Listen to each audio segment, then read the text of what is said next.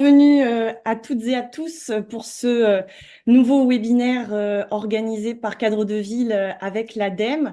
Je me présente, je m'appelle Inès Cédel Garcia, je suis journaliste au sein de la rédaction de Cadre de Ville et donc j'ai le plaisir d'animer ce matin un nouveau webinaire consacré à l'expérimentation quartier énergie carbone, une expérimentation que l'ADEME a menée entre 2020 et 2023 dans le cadre d'un projet de recherche quartier plus C-, et une expérimentation en fait qui s'est portée sur une petite vingtaine de projets urbains avec l'objectif d'identifier et d'actionner des leviers pour réduire les principaux postes d'émissions de CO2, mais aussi pour améliorer la performance énergétique de ces quartiers. Et donc, l'objectif de ce webinaire, c'est de pouvoir vous partager les premiers enseignements de cette démarche qui est aujourd'hui vouée à se répliquer, se diffuser, se généraliser.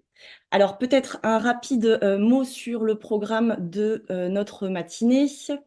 Donc, Anne Lefranc, qui a porté cette expérimentation au sein de l'ADEME, qui est donc coordinatrice au pôle aménagement des villes et des territoires, ouvrira ce webinaire avec donc une introduction qui posera un petit peu les enjeux, le contexte de cette démarche.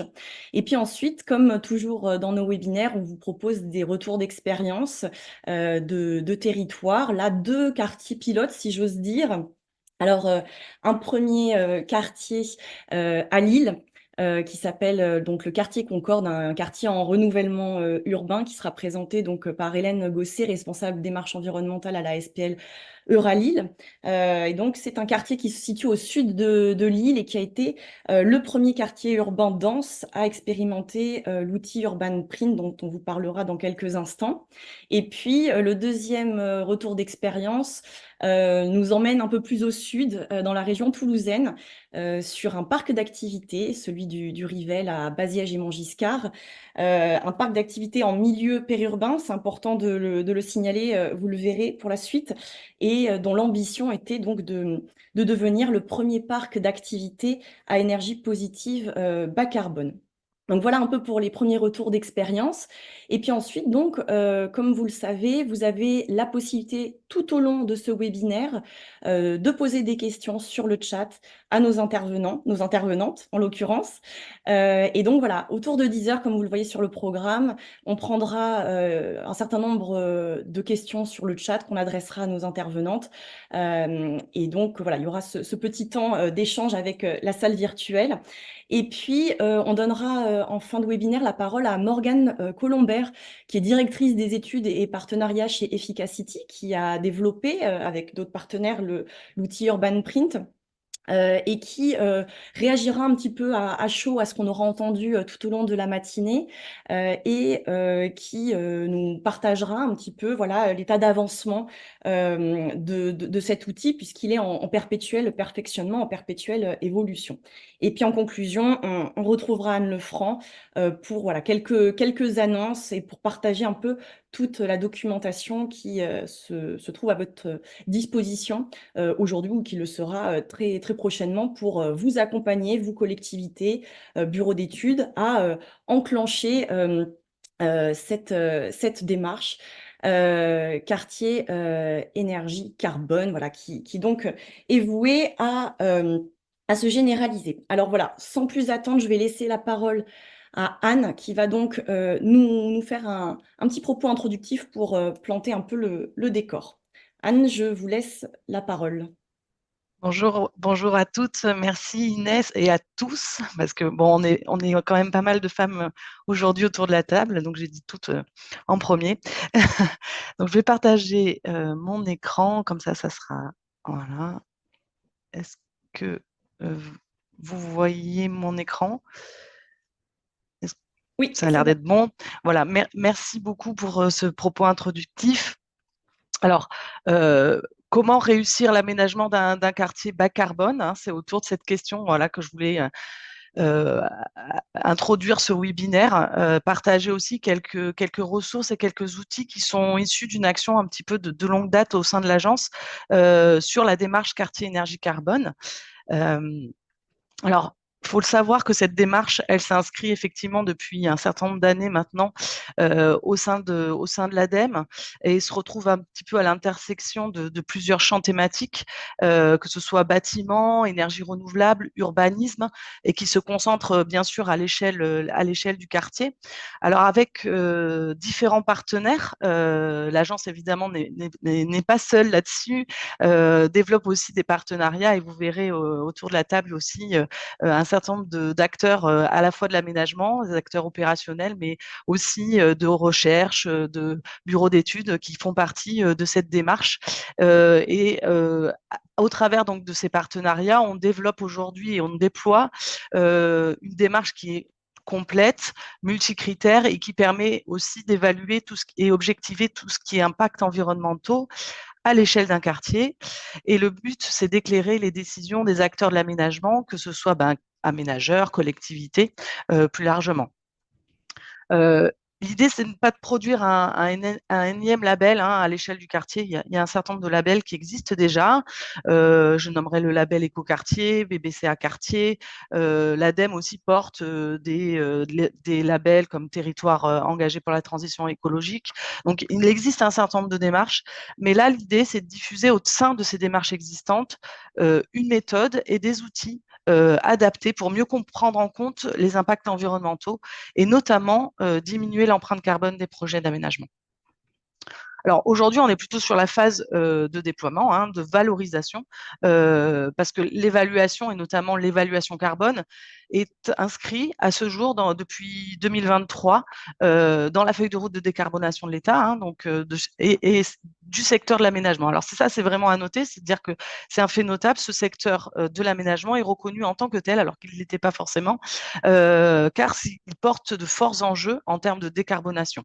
Donc cette feuille de route, elle flèche vers la nécessité d'évaluer, d'avoir une méthode de référence. Et c'est aujourd'hui possible parce que cette méthode, aujourd'hui, elle existe. C'est la méthode quartier énergie carbone qui a été développée il y a quelques années et qui est au cœur de la démarche.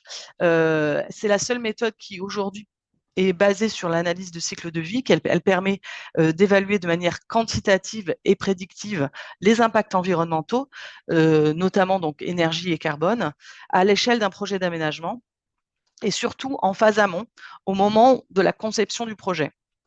Donc, elle a été testée, cette méthode, au travers d'un outil qui s'appelle Urban Print. Je pense que Morgane Colombert, qui intervient en fin de webinaire, qui est d'Efficacity, en parlera aussi. Mais enfin voilà, cet outil nous a permis de valider notamment la méthode, notamment dans l'expérimentation quartier énergie carbone. Donc, je vais vous présenter un petit peu les résultats qui ont été issus de cette expérimentation.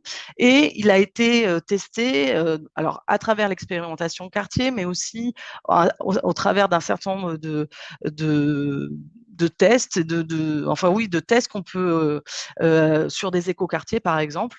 Et aujourd'hui, on est vraiment sur une phase où on déploie de manière un peu plus importante et qu'on valorise au travers notamment d'un certain nombre d'actions.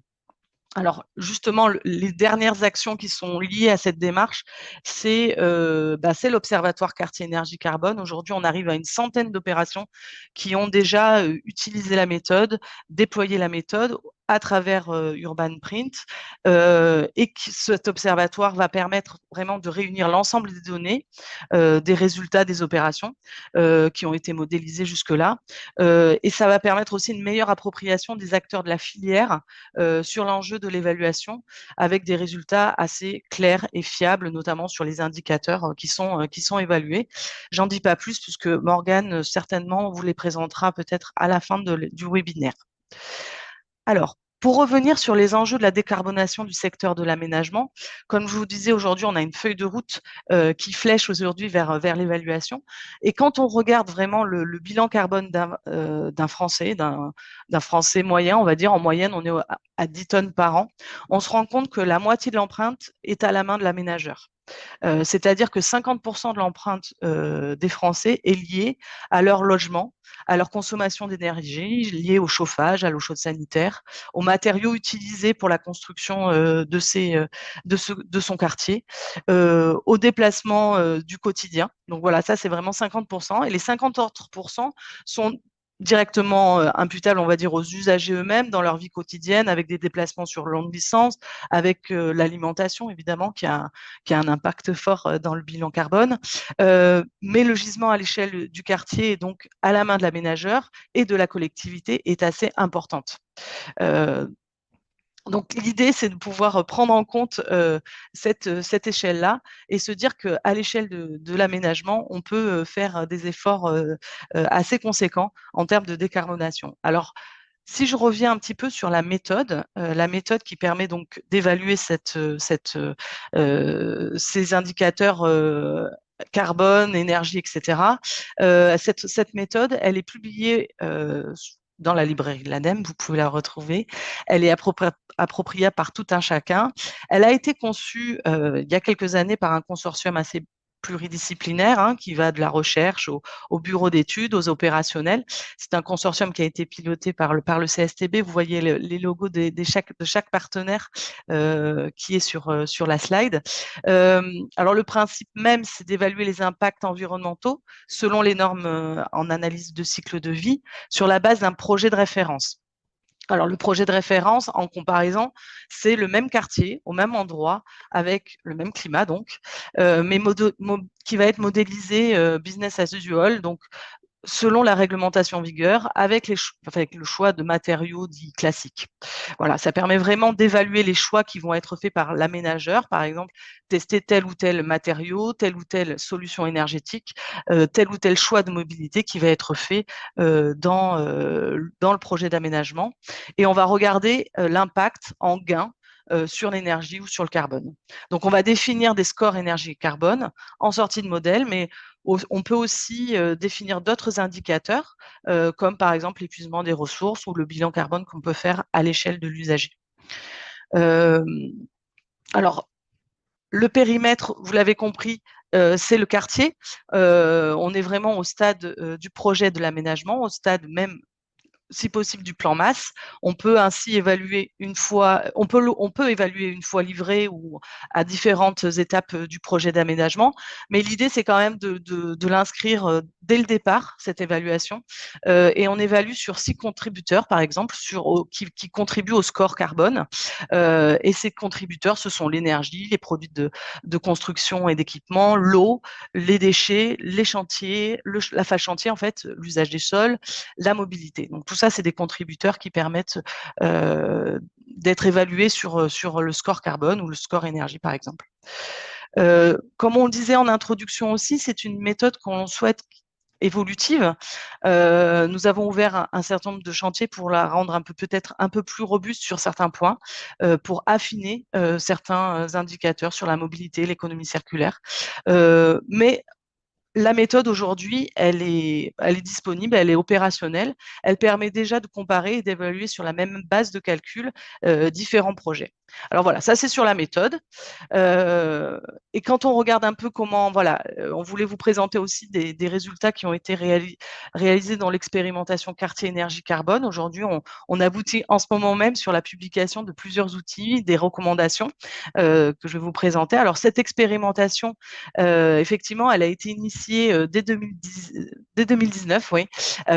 Et on a accompagné 22 quartiers qui sont très divers, avec des situations géographiques, des typologies de quartiers, du neuf, de la rénovation, avec des portages et des gouvernances un peu différentes. On a par exemple des quartiers en rue, donc des quartiers politiques de la ville, des écoquartiers, ben voilà, des quartiers très divers qui nous permettent d'adresser des problématiques très différentes. qui nous a permis donc de tester un certain nombre de choses. Alors, l'accompagnement de l'ADEME au travers d'une assistante à maîtrise d'ouvrage a été réalisé grâce à un groupement piloté par AMOS, c'est un bureau d'études spécialisé. Et vous découvrez aussi les logos de ce groupement sur la slide. Il a porté cet accompagnement au travers d'une AMO sur 3 axes. On a d'abord commencer à accompagner ces quartiers en faisant du sur-mesure, vraiment, en les accompagnant sur un certain nombre de sujets, qui sont aussi très divers, du juridique, du technique, de la sensibilisation aux enjeux, par exemple de l'assistance à maîtrise d'usage, bref, un accompagnement vraiment très très large et multithématique. Euh, L'accompagnement a porté aussi sur le fait de créer une communauté d'acteurs. L'idée, c'était de recueillir un certain nombre de retours d'expérience, de voir les diffuser les bonnes pratiques. Et ça, voilà, aujourd'hui, on a aussi deux représentants de ces territoires lauréats. Donc, je remercie vivement de venir témoigner sur leur accompagnement et ce que l'expérimentation leur a apporté. Et l'idée, c'était vraiment, voilà, de pouvoir diffuser ces retours d'expérience.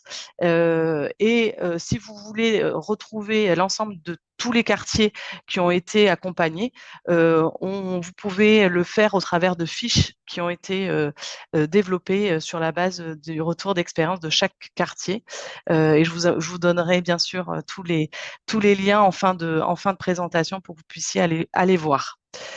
Alors, quand on regarde un peu plus concrètement ce que donne l'évaluation, par exemple, carbone de ces différents quartiers en termes de résultats, donc on a utilisé donc Urban Print sur l'ensemble des quartiers, les scores énergie carbone ont été évalués avant, après, et on voit en particulier sur les émissions de CO2 sur nos 6 contributeurs que 3 contributeurs représentent à eux seuls pratiquement 90% du score carbone. Ces 3 contributeurs, ce sont la mobilité, les matériaux de construction et l'équipement, et l'énergie en phase d'exploitation. Donc voilà, ça c'est vraiment les 3 contributeurs qui participent vraiment au bilan carbone d'une opération d'aménagement. On le voit dans l'expérimentation que la mobilité apparaît très fortement, mais il faut savoir qu'en fait, il peut y avoir des variations très fortes entre les différents quartiers. Aujourd'hui, sur la centaine d'opérations qu'on peut avoir au-delà de l'expérimentation, le poids carbone de ces 3 principaux postes s'équilibre autour de 30% chacun. Donc voilà, c'est à peu près le poids de chacun de ces contributeurs. Mais comme je le disais, il y a des variations assez importantes et très dépendantes, notamment des questions liées à la densité de ces quartiers, à l'accès au transport en commun. Évidemment, quand on a accès au transport en commun, on a un impact carbone qui peut être beaucoup moindre. On peut avoir aussi des choix énergétiques qui sont faits à l'échelle d'un territoire, par exemple un réseau de chaleur quand c'est possible, ou l'accès à des filières biosourcées qui ont un impact notamment sur le poids carbone des contributeurs dont je vous parlais. Donc l'idée, c'est vraiment de se dire, ben voilà, on a effectivement une évaluation qui est faite au global, mais l'idée, c'est d'aller voir finement, quartier par quartier, ce que cela peut donner, et notamment voir que les choix réalisés au niveau territorial pourraient avoir aussi un impact sur ces scores carbone, directement, d'où l'importance d'une évaluation au cas par cas. Alors, voilà, au travers donc de cette évaluation, on a pu établir les meilleures pistes, les meilleurs gisements potentiels, les meilleures actions que l'on pouvait faire au sein de l'acte d'aménager, notamment sur les quartiers que l'on a modélisés. Et on voit principalement que sur les gains en CO2, on voit qu'il y a des actes, voilà, des actions très impactantes, notamment, sans surprise, hein, remplacer un chauffage gaz par une pompe à chaleur apporte effectivement un gain assez important en termes, en termes de bilan carbone. On a donc modélisé l'ensemble de ces gains. On a aussi des gains sur l'utilisation des matériaux, notamment bas carbone, qui sont importants, et la rénovation des bâtiments. Donc ça, c'est les meilleures solutions à l'échelle des quartiers sur les projets d'aménagement. L'idée, c'était qu'on puisse dépasser aussi juste l'approche un petit peu quantitative. Donc, on s'est servi de cette évaluation pour identifier des recommandations qui avaient un fort impact, hein, notamment, ben voilà, notamment sur la mobilité, sur l'énergie. Voilà, donc on a sorti des recommandations, c'est vrai, à fort impact, mais l'idée, c'était d'être beaucoup plus large et multicritère et d'aller aussi sur des recommandations de type organisationnel. Donc, par exemple, on a sorti des recommandations sur mettre en place un cadre et un système de management, prendre en compte la localisation du projet. Donc ça, c'est vraiment hyper important, et impliquer les usagers et les habitants. Par exemple, sur cette recommandation en particulier, on a testé, par exemple, l'assistance à maîtrise d'usage, et on en a fait une fiche méthode et outils qui nous permet aujourd'hui d'avoir des outils qui permettent de mieux impliquer les habitants dans leur projet et dans la conception même du projet d'aménagement. Donc voilà, on est allé de manière très large sur nos recommandations. On a dépassé évidemment la question juste de la quantification carbone. Il fallait qu'on soit voilà, de manière très large, notamment aussi sur l'adaptation au changement climatique. L'idée, c'était de produire effectivement des quartiers bas carbone, mais qui soient adaptés au climat de demain. Donc, on a aussi toutes des recommandations, notamment sur le rafraîchissement. On flèche vers des outils et des ressources, notamment Plus fraîche ma ville, par exemple, qui sont associées donc, à des recommandations. Donc, tout ça, c'est des recommandations qu'on a mis dans un cahier de recommandations, et ça fait partie d'un pool de ressources que vous avez à votre disposition si, voilà, si vous êtes un aménageur ou une collectivité qui s'intéresse à ce sujet. On a un certain nombre d'outils maintenant qui nous permet voilà, de valoriser tout ce qui vient d'être dit un petit peu ce matin, aussi le retour d'expérience. On a des fiches, voilà, donc quartiers, qui permettent vraiment de valoriser tout ce qui a été fait et donner des exemples un peu inspirants. On a voilà, un parcours utilisateur qui va permettre à l'utilisateur d'entrer en fonction de son besoin, notamment s'il recherche des informations un peu générales ou plutôt techniques, d'aller piocher la ressource qui va bien avec ce parcours. Donc voilà, je ne vais pas en dire plus parce que je pense qu'il y a aussi pas mal de présentations qui arrivent et qui vont vous permettre de bien comprendre aussi ce qui a été fait dans l'expérimentation. Donc je donne la parole peut-être à Inès qui reprend peut-être la main. Oui, je vais reprendre la parole. Merci beaucoup, Anne, pour ce propos introductif. Effectivement, on va passer la main donc, à nos deux intervenantes, donc deux projets qui ont été accompagnés par l'ADEME dans le cadre de cette expérimentation. On peut peut-être départager votre écran, Ah Anne. oui, oui, oui, bien sûr. Voilà, deux projets, à commencer par celui de Lille, le quartier Concorde, avec Hélène Gosset, responsable démarche environnementale à la SPL Euralille.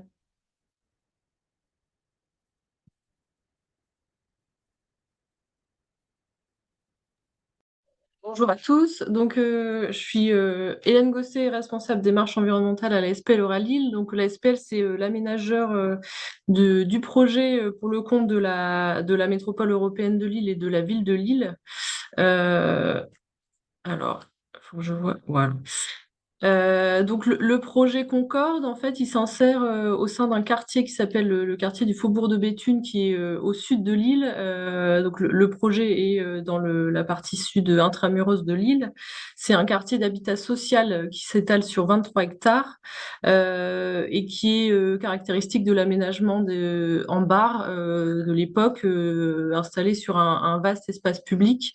Donc c'est assez caractéristique pour l'île par ces grandes barres fines, étroites et hautes de briques. Donc il est assez caractéristique. C'est un projet qui est financé par l'ANRU, donc c'est un quartier de requalification urbaine dont la phase 1 aujourd'hui est financée, donc c'est la partie ouest, et qui a pour but d'améliorer le cadre de vie et la santé de ses habitants. C'est un quartier qui, en effet, cumule pas mal de problématiques urbaines, notamment par son positionnement en bordure de la 25 qui soumet la population à un grand nombre de nuisances, qui subit une paupérisation croissante aussi, et qui voit s'accroître les problèmes de sécurité et de trafic de drogue. Donc, c'est un quartier qui, sur la base du constat de tous ces retards, c'est un projet qui a candidaté à un plan d'investissement d'avenir qui a été financé par l'ANRU sur la base du projet d'en faire un quartier à santé positive. Donc, c'est un projet qui s'est développé autour de 5 axes. Améliorer la qualité acoustique du quartier, la qualité de l'air, mettre en place des meilleures conditions d'alimentation autour d'un projet d'agriculture urbaine et améliorer surtout le confort thermique des bâtiments et produire de l'énergie renouvelable sur le site. Donc c'est un projet qui fait aujourd'hui l'objet une déconstruction progressive. Alors c'est vrai qu'il y a une grande partie des bâtiments qui n'ont pas pu faire l'objet de réhabilitation du fait de leur aménagement initial. En effet, c'est des logements qui sont très étroits et qui sont difficiles à réhabiliter. Et donc il y a un projet phare de réhabilitation sur le périmètre qui est, alors je ne sais pas si on voit ma souris, mais qui est voilà, la grande barre qui est ici, qui est une des plus importantes du quartier, et qui constituera 235 logements à terme sur l'ensemble du quartier qui en comprendra 1900. Il me semble que c'est les chiffres que j'ai indiqués, c'est ça. Donc le projet a pour ambition d'apporter de la mixité sociale et fonctionnelle sur le quartier avec l'apport de 32 000 m² de surface de bureaux, 10 000 m² d'activités et commerces, 7 400 m² d'équipements publics et 3 hectares réservés à un parc et l'aménagement alors le parc ici, l'aménagement de programmes de promenades fraîches.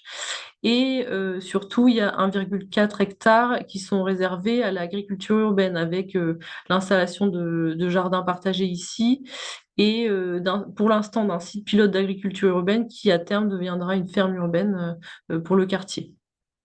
Donc ça constitue, à terme, il y aura 6,5 hectares d'espace public qui seront requalifiés.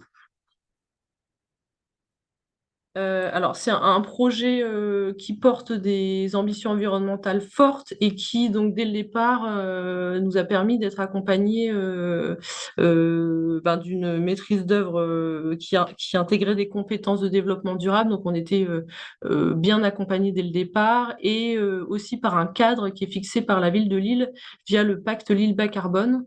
J'aurais pas le temps de rentrer dans le détail sur ce pacte aujourd'hui, mais je vous invite à vous renseigner sur le sujet. Mais c'est un pacte qui engage tous ses signataires à respecter un certain nombre de prescriptions environnementales sur ces projets. Donc, ce qui a conduit le projet à porter des ambitions fortes d'un point de vue environnemental, notamment à la base par le renforcement de la protection acoustique du quartier. Donc, il y avait déjà une protection acoustique existante, mais qui n'était pas suffisante. Donc, la butte acoustique et le mur ont été rehaussés de 5 mètres par rapport à l'autoroute en contrebas. Comme j'expliquais, il y a l'installation effective, c'est déjà en place, de la ferme urbaine et des jardins partagés. Et à terme, on aura en contrebas de cette butte l'installation d'une centrale photovoltaïque. Il faut préciser aussi que l'ensemble des bâtiments de ce quartier seront raccordés au réseau de chaleur urbain, qui est aujourd'hui sur la ville alimentée à 65% par des énergies renouvelables et de récupération.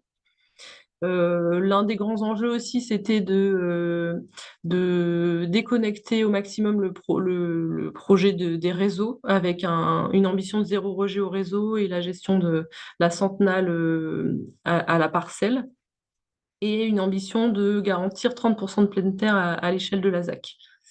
Il y avait aussi l'ambition pour renforcer le sujet qualité de l'air d'obtenir le label intérieur pour chacun des nouveaux bâtiments. Il y a des ambitions thermiques assez fortes aussi. L'ambition, c'est d'aller au-delà de la RE 2020, à chaque dépôt de PC, d'aller un peu au-delà de la réglementation. Et il faut dire aussi que le projet est enfin, on est en centre-ville, enfin, en centre urbain, et donc on est très bien connecté aux transports en commun, notamment par le métro et à terme par l'arrivée d'un tramway qui passera au nord du quartier. Alors, dans le cadre de l'expérimentation quartier énergie carbone, on a été accompagné par AMOES, donc qui a été présenté par Anne tout à l'heure, qui nous a apporté un appui méthodologique sur l'approche bas carbone des projets d'aménagement et notamment l'expérimentation du Urban Print. Donc, je vais présenter un peu les résultats de l'expérimentation juste après.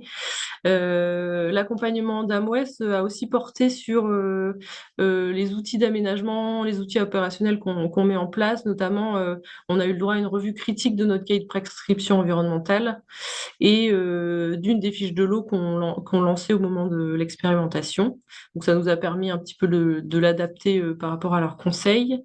Et le dernier sujet, c'est l'intervention du cabinet FIDAL, toujours dans le cadre de l'expérimentation, qui nous a fourni une note juridique pour répondre à la question qu'on lui avait posée de comment en fait garantir le respect des prescriptions environnementales qu'on a pu développer tout au long du projet jusqu'à sa livraison et même au moment de la cession des différents lots aux opérateurs.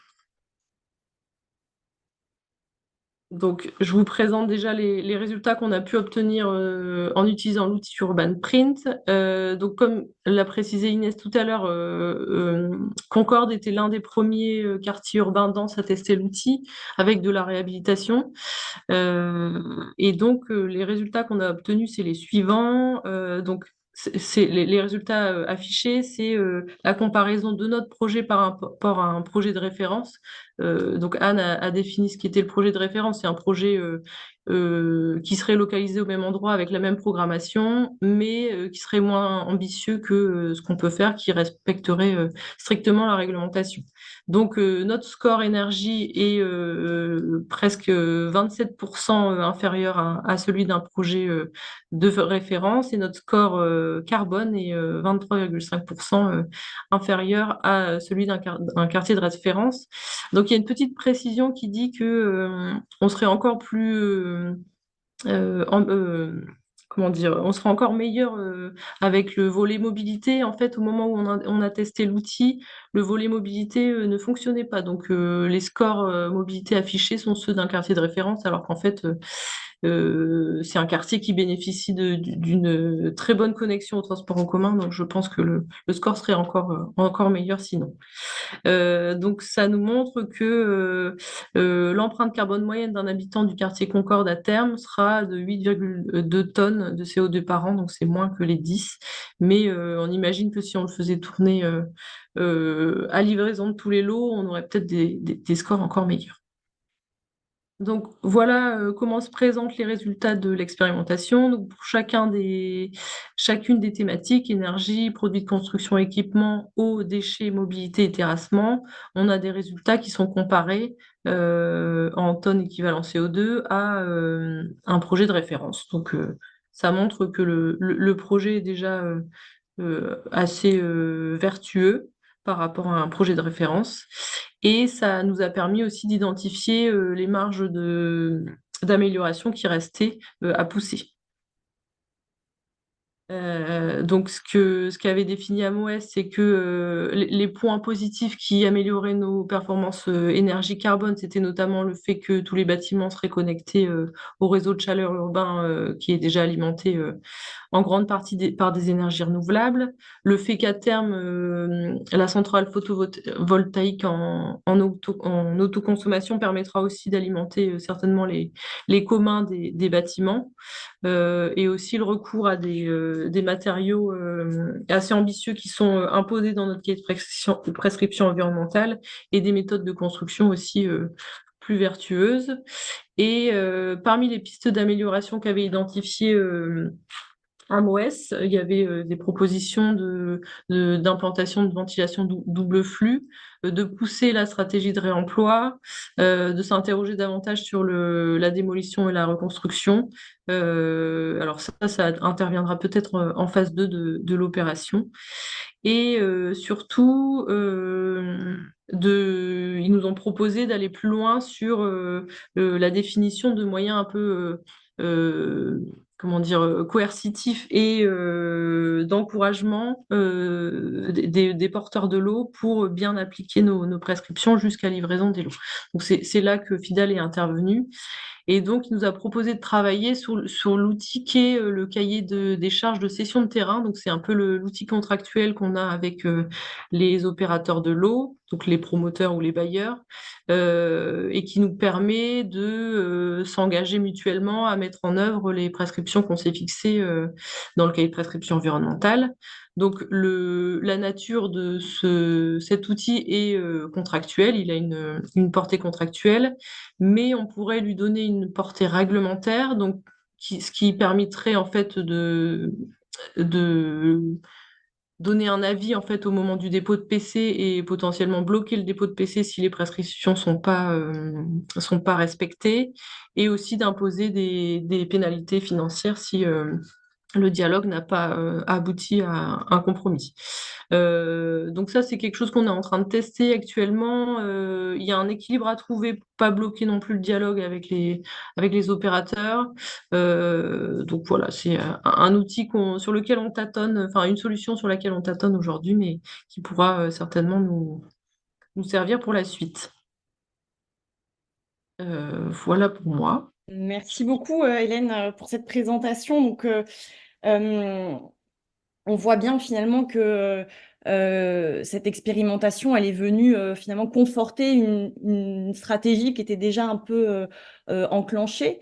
Peut-être nous dire à quel moment précisément du projet l'outil est arrivé et savoir finalement quelle marge de manœuvre il vous restait pour peut-être infléchir dans un sens ou dans un autre le projet. Est-ce que les choses étaient très ficelées ou pas L'utilisation d'Urban Print, c'est ça? Oui, Donc c'était au stade plan guide. Le plan guide venait d'être mis à jour et on l'a testé pour voir enfin pour conforter un peu nos stratégies, pour voir si on allait dans le bon sens et pour l'ajuster si besoin. Donc c'était plutôt en amont, mais c'était pas non plus au stade d'un schéma de secteur ou autre, quoi. d'accord. Et alors, en préparant cette... alors peut-être qu'on peut... vous pouvez quitter votre partage d'écran. En préparant ce webinaire, j'ai cru comprendre que la modélisation du projet sous Urban Print avait permis de répondre notamment à la demande de l'AE, de l'autorité environnementale, sur le bilan global du projet. Est-ce que vous pouvez juste nous en dire un petit peu plus sur cette demande de l'AE Alors, et en quoi l'outil c'est vous a servi? l'expérimentation Urban Print est arrivée au moment où on allait lancer l'étude d'impact, enfin réactualiser l'étude d'impact justement. Et maintenant, dans l'exercice de l'étude d'impact, on nous demande d'estimer l'impact carbone du projet. Donc, on s'est servi en fait des résultats d'Urban Print pour alimenter l'étude d'impact. Alors, on n'a pas eu de retour de l'autorité, enfin, on a eu l'avis de l'autorité environnementale sur l'étude d'impact qui n'a pas fait de remarques sur ce chapitre-là, donc on estime qu'on a bien répondu à la demande. Et peut-être un dernier mot sur la manière dont vous allez vous emparer de cette méthode, peut-être sur d'autres opérations. Est-ce que c'est réplicable ailleurs? Est-ce que vous avez déjà réintégré finalement tout ce savoir-faire, cette connaissance, cette expertise sur d'autres de vos projets ou pas encore? Oui, oui, ben, Urban Print en particulier, ou en tout cas l'évaluation carbone de nos opérations, c'est quelque chose qu'on va certainement systématiser, et notamment sur le quartier des Olivos à Los, donc c'est une autre des opérations qu'on suit. C'est quelque chose qu'on va tester aussi, c'est un projet qui entre en phase opérationnelle qui le suit. On va aussi lancer au moment de l'actualisation du plan guide certainement une évaluation Urban Print ou équivalent comme outil d'aide à la décision et pour optimiser notre projet, notre cahier de prescription environnementale aussi. Très bien. Ben, merci beaucoup, Hélène. On reviendra vers vous un petit peu plus tard dans le courant de la matinée avec les questions des internautes, des personnes qui nous suivent là en direct. Je rappelle d'ailleurs que vous pouvez tout au long de cette matinée poser des questions sur le chat situé en haut à droite de votre écran et que du coup, voilà, on prendra un petit temps autour de 10h, 10h10 pour répondre à ces questions. Tout de suite, je passe la parole à Cécile Rodriguez, donc chargée de mission à la communauté d'agglomération du Sud toulousain, si je ne me trompe pas. Bonjour Chef à de tous. projet quartier durable, pardon, excusez-moi, Pas de souci. au SICOVAL, donc la communauté d'agglomération à la sud-est toulousain, qui va donc nous présenter le projet de l'écoparc du Rivel et de quelle manière finalement l'expérimentation a propulsé le projet dans une toute autre dimension et une toute autre ambition en matière de durabilité. Je vous laisse la parole, Cécile. Merci. Bonjour à tous. Je vais vous présenter l'expérimentation de l'écoparc du Rivel, qui est un quartier durable, énergie positive, bas carbone. Donc, l'agglomération du Sicoval est située au sud-est de Toulouse, donc en zone périurbaine. L'agglomération est composée de 36 communes, 79 500 habitants et 1000 nouveaux habitants par an, ce qui fait une très forte croissance démographique dans la région toulousaine. On est le territoire qui reçoit le plus d'habitants.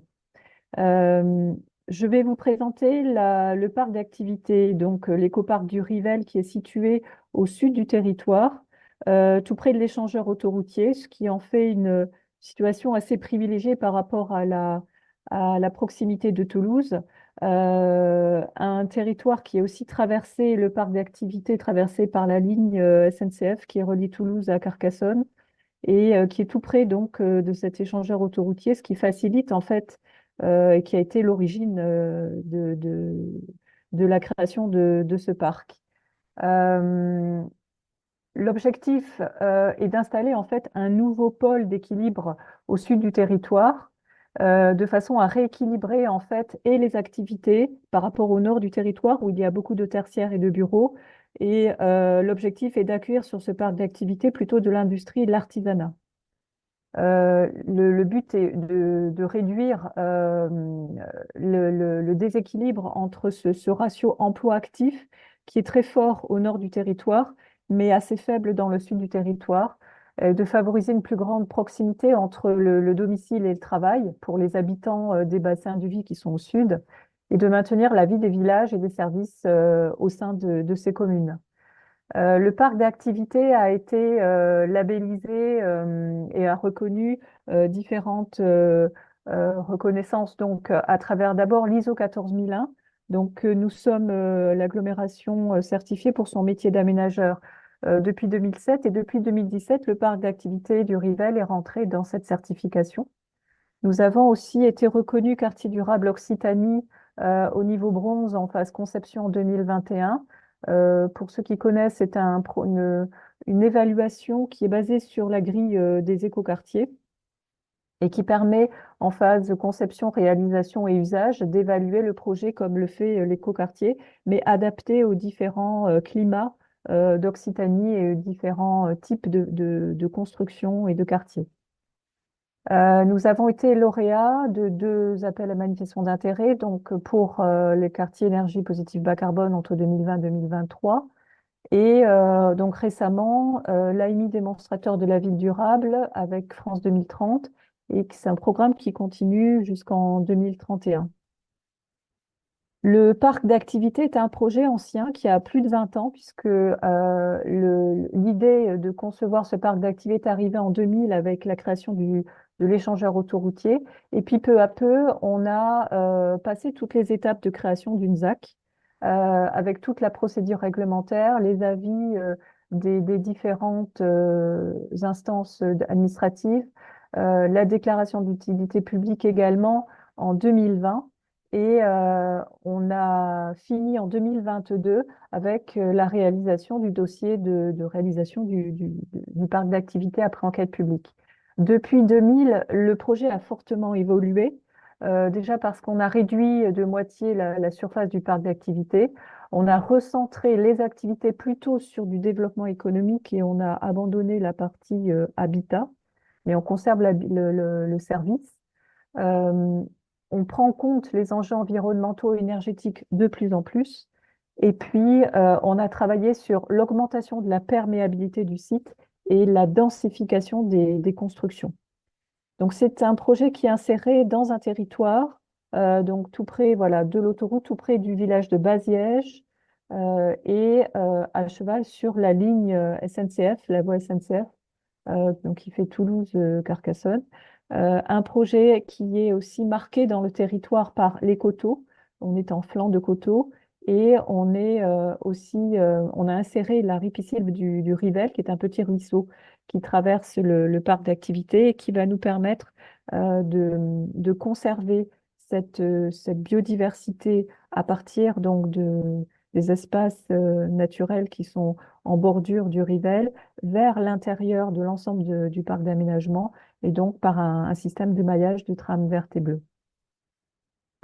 Alors là, vous avez à l'écran le plan de masse. Nous souhaitons accueillir 4 types d'activités stratégiques. Ce sont les énergies renouvelables, la santé, l'alimentation, l'éco-construction, les agrochènes et les agrobiochènes. C'est un parc qui va se déployer en 3 phases, qui comporte aujourd'hui 42 lots. On est sur 55 hectares de ces cibles, 300 000 m² de surface de plancher. 25% de l'ensemble du parc est réservé à des espaces naturels publics, dont 100 hectares de nature complètement préservée. Sur chaque lot, on va imposer une perméabilité à la hauteur de 30%. Et on a travaillé sur la hauteur de façon à densifier, compacifier l'habitat en étant sur du R+1 sur 20% minimum du bâtiment. Comme nous sommes sur de l'industrie et de l'artisanat, il est quand même assez compliqué et assez ambitieux d'aller déjà sur de la hauteur, mais c'est quelque chose que l'on va imposer dès le départ en accueillant les entreprises. La stratégie de développement durable s'est imposée petit à petit depuis 2018, où on a commencé à inscrire la ZAC comme étant une ZAC à énergie positive. Donc, c'est inscrit dans la déclaration d'utilité publique. Et puis, peu à peu, on a travaillé sur tout ce volet énergétique. Ça nous a pris de 2019 à 2021 pour consolider la faisabilité technique, juridique et le modèle économique. En même temps, on a travaillé avec Envirobat Occitanie sur la grille des 300 critères de quartier durable Occitanie en phase conception, ce qui nous a permis de consolider le PRO et le CEPOP. Et l'AMI, que l'on a mené avec l'ADEME, énergie positive bas carbone, nous a permis d'apporter en fait une expertise très pointue, très détaillée sur certains points qui nous posaient question, autant dans le CEPOP, autant dans le PRO, autant dans la partie énergie aussi positive sur l'autopartage de l'énergie, sur les aspects juridiques, sur le bilan carbone également qu'on a complété avec Urban Print.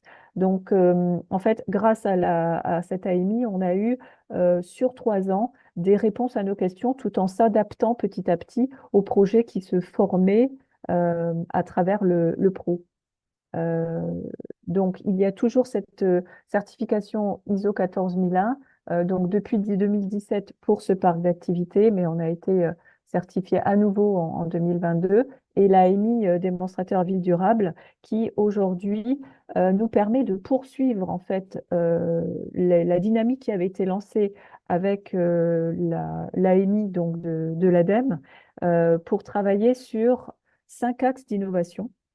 Donc, on approfondit en fait les études que nous avions déjà menées entre 2020 et 2023 et nous avons déployé 5 axes d'innovation, 34 actions dans ce programme de démonstrateur. Le premier axe, c'est tout ce qui est produire, stocker, partager de l'énergie, piloter l'énergie sur le quartier, construire des espaces publics et privés à faible émission de gaz à effet de serre, mais aussi travailler sur l'urbanisme frugal, sur la biodiversité, sur les modèles constructifs, sur la santé également des usagers. L'axe 4 est basé sur la gestion de l'eau, comment économiser, réemployer l'eau, y compris l'eau usée traitée.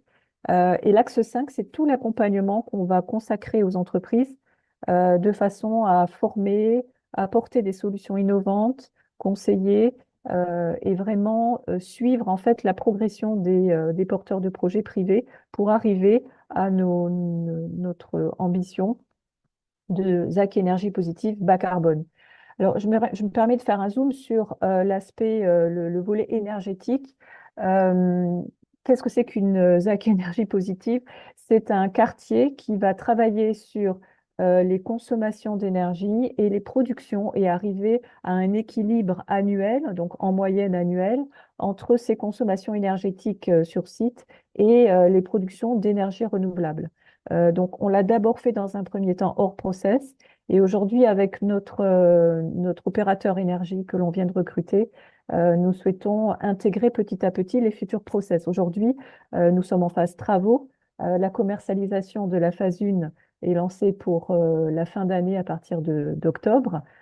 Donc, nous n'avons pas encore face à nous les porteurs de projets et nous avons travaillé sur des hypothèses dans un premier temps. Mais grâce à l'opérateur énergie, on va petit à petit monter le modèle économique, s'appuyer sur la structure juridique que l'on a travaillée pour pouvoir installer ce modèle-là. L'opérateur énergie a un rôle très important. Il va développer, investir, exploiter toutes les unités sur chaque lot, puisqu'on va imposer un minimum de production d'énergie sur chaque lot, prendre en charge toute la partie contractuelle et on fait aussi l'autoconsommation collective sur une petite portion du quartier. Et puis aussi, il va offrir une offre de fourniture d'électricité pour chaque usager. L'idée est d'arriver à monter une communauté énergétique sur le quartier. Un zoom sur le parc d'activités bas carbone. Donc, nous avons aussi utilisé l'Urban Print, l'outil Urban Print. D'abord, nous avons fait un bilan carbone sur l'espace public, donc un bilan carbone classique avec notre maître d'œuvre. C'était en 2021. On a complété ce bilan carbone avec Urban Print en 2022 et on a eu donc une étude qui nous a aidé en termes d'aide à la décision pour comprendre l'impact que peut avoir certains volets de construction. Qu'ils n'intégraient pas, comme le disait Hélène tout à l'heure, par exemple la mobilité et certaines actions que nous étions en train de porter qui ne pouvaient pas rentrer dans l'outil. Donc, on n'a pas pu exploiter en fait les résultats de cette étude-là, mais ça nous a servi quand même à un moment pour vraiment voir l'impact de certains postes sur la construction du parc d'activité. On a conforté cet aspect volet bas carbone en 2024 en intégrant, c'était même en 2023 et sur 2024, en intégrant des clauses et des exigences vis-à-vis du bilan carbone des entreprises qui vont venir faire les travaux. Donc en termes de matériaux qui vont être posés sur le site, on a travaillé avec le CEREMA et leur outil qui s'appelle SEV, qui est en fait un éco-comparateur et qui nous permet d'intégrer déjà des critères de sélection dans nos marchés. Et en 2024 et pour 2025, on prépare un catalogue de solutions innovantes, c'est-à-dire qu'on a fait un appel à solutions innovantes pour aller chercher des matériaux bas carbone, des systèmes constructifs et des équipements de production d'énergie renouvelable pour pouvoir conseiller les entreprises directement sur leurs projets en phase permis de construire. On a travaillé sur le scénario d'aménagement en menant en parallèle plusieurs études pour aller dénicher les îlots de chaleur et en bougeant les surfaces, donc la compacité, la perméabilité du site. On a fait 3, 4 scénarios pour voir vraiment l'impact de la perméabilité, de la compacité sur les îlots de chaleur. On a fait aussi une étude aérolique parce qu'on est dans un secteur où il y a beaucoup de vent. Et puis, on a travaillé sur le coefficient de ruissellement et le coefficient de biotope de surface. Et on est arrivé à un projet d'aménagement qui nous plaît bien parce qu'on a quand même une sacrée différence par rapport au scénario de base, où on a beaucoup travaillé sur la compacité des bâtiments, où on va mettre en commun en fait des surfaces, on va mettre en commun les entrées, les parkings, les stationnements, l'accueil, les toitures avec les unités photovoltaïques. On va aller chercher à augmenter en fait la surface perméable et grâce à ce jeu en fait de mobilité en fait entre les espaces, on a gagné 15 hectares que l'on souhaite récupérer dans l'espace public pour conforter les îlots de fraîcheur, conforter le maillage et travailler sur des espaces qui seront voilà, des espaces conviviaux, des espaces de partage avec toutes sortes de... On a fait des fouilles et on a aussi des fouilles archéologiques qui sont très intéressantes. Donc mettre en valeur le patrimoine aussi local, du verger partagé et des espaces qui vont nous permettre d'avoir plus de convivialité, du coworking, des vergers partagés et autres. Donc, nous sommes à l'étude de l'exploitation de toutes ces pépites en fait qui nous permettent aujourd'hui de valoriser un scénario d'aménagement qui est plus en faveur de l'entrée bas carbone pour nous et de l'amélioration de la biodiversité.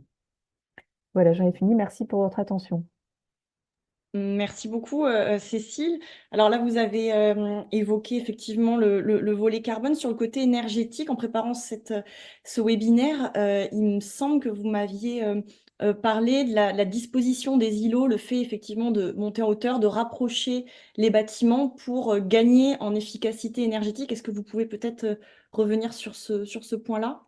Alors, effectivement, ça n'a pas été évident parce que au départ, on s'est rendu compte que à vouloir augmenter la perméabilité, on confiait l'espace nature, l'espace perméable aux entreprises. Et là, on s'est dit que ce n'était pas forcément un gage de pérennité dans le temps. Donc, on a déplacé la clôture et en fait, on a intégré dans l'espace public ces espaces verts tout en leur conservant 30% d'espace perméable. Donc, on va aussi imposer une palette particulière d'ailleurs, une palette résiliente sur laquelle on travaille avec l'ONF, et en même temps nous récupérer ces espaces-là. Donc le fait de déplacer la clôture, le fait de travailler sur comment réemployer après ces espaces plus tard, en fait on est arrivé à réfléchir à l'opportunité de travailler plutôt sur des baux, alors baux de construction et baux amphithéotiques. Donc ça aussi, euh, ça nous ouvre vers d'autres perspectives et une autre façon d'aménager et de louer ou vendre les espaces demain. Hmm. Et peut-être un mot aussi sur, finalement, vous l'avez rapidement évoqué, en termes de commercialisation, comment finalement garantir, s'assurer que les porteurs de projets, in fine, voilà, porteront les mêmes ambitions, comment vous l'avez très rapidement esquissé, mais voilà, comment vous accompagnez concrètement ces futurs porteurs de projets, comment vous voyez les choses? Alors, du fait que l'on est déjà quartier durable Occitanie, on va demander à chaque porteur de projet d'avoir aussi cette cohérence du quartier vers le lot et donc d'être eux-mêmes bâtiment durable Occitanie. Donc, c'est la déclinaison quartier durable vers le bâtiment durable Occitanie. Et donc, c'est la même grille donc qui se base sur les écoquartiers qui va être appliquée sur les lots. Donc, on est en train de réfléchir à imposer un certain niveau de BDO sur les lots, de compléter par un label aussi vis-à-vis des écomatériaux, vis-à-vis de la biodiversité qui va compléter BDO. Et ensuite, on va l'intégrer dans le cahier de prescription, dans les fiches de l'eau, dans les cahiers de session, comme l'a dit Hélène pour Lille. On va chercher à rendre opposable une partie donc, de cette exigence pour être sûr qu'on atteigne les objectifs. Et ensuite, on va accompagner les porteurs de projets pour vraiment faciliter cet exercice pour arriver à atteindre ces objectifs-là. Très bien, mais merci beaucoup Cécile. Je vous propose qu'on qu'on prenne quelques questions du chat, questions nombreuses. Alors, des questions peut-être dans un premier temps qui concernent le quartier Concorde à Lille.